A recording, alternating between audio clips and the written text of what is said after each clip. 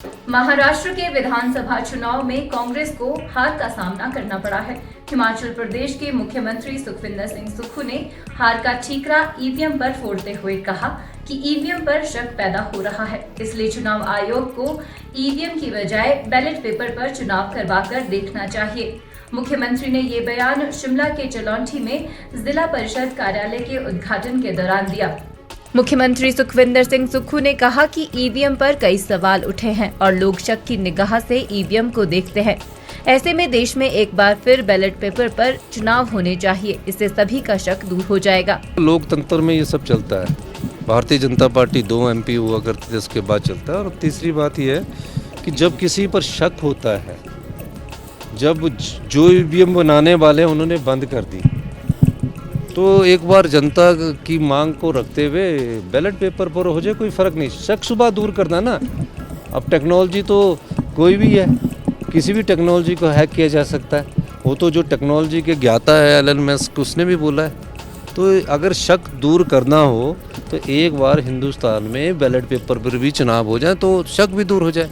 मुख्यमंत्री सुखविंदर सिंह सुक्खू ने भाजपा पर हमला बोला और कहा कि भाजपा ने बिना बजट और आधे भवनों व कार्यों का उद्घाटन और शिलान्यास किया, लेकिन वर्तमान सरकार बजट का प्रावधान कर भवनों का शिलान्यास और उद्घाटन कर रही है। भाजपा ने प्रदेश की संपदा को लुटाने का काम किया है, जबकि वर्तमान सरकार प्रदेश की संपदा को लूटने नहीं देगी। सरकार व्यवस्था परिवर्तन कर रही है और कड़े फैसले ले रही है।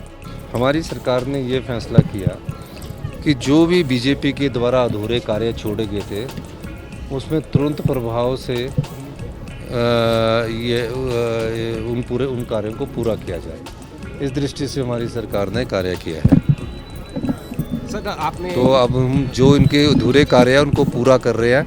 ये तो फटाफट इन्होंने क्या किया कि शिलान्यास किए, उद्घाटन किए, आधी अधूरी बिल्डिंगें रख दी। हम उसको पहले बजट में एलोकेट करके उनको पूरा कर रहे हैं और नई बिल्डिंगों का शिलान्यास हम 30% पैसा डिपॉजिट होने के बाद कर रहे हैं। सर, आपने बड़ी बात अपने संबोधन में कही कि जो सामर्थ्य है उनको कि जो सामर्थ्य है, जो देने के काबिल है और जो देना चाहता है, वो अपनी मर्जी से भी उनको छोड़ना चाहिए।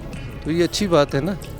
अगर मुख्यमंत्री और उसके मंत्रिमंडल और उनके अधिकारी जो छोड़ना चाहते हैं, सब छोड़ेंगे, तो उसमें मंत्रिमंडल के सदस्यों ने तो पहले ही कह दिया, तो अपने आप से भी समाज को कुछ देना होगा।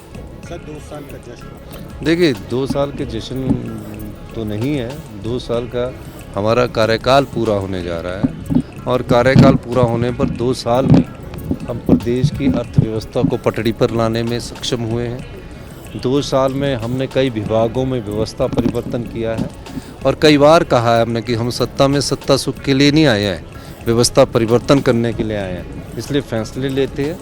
हम फैसलों से नहीं घबराएंगे, क्योंकि फैसले हिमाचल के हित में हैं, व्यक्तिगत हित में नहीं है।